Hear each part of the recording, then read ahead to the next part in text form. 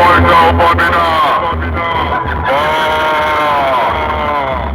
ওইখানেই আজকে শেষ হয়ে যাবি, বুঝলি সালা?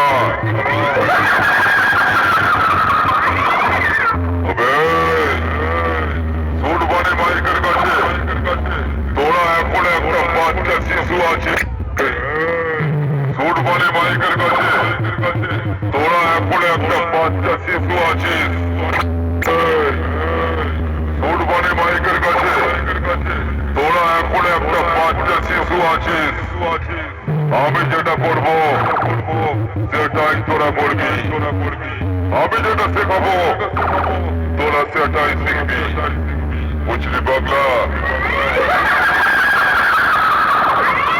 প্রথম বাংলা বক্স জগতে 4000 5000 মেশিনে বাজানো করেছিলাম শুরু। এখন পাবলিক কি বলে জানিস?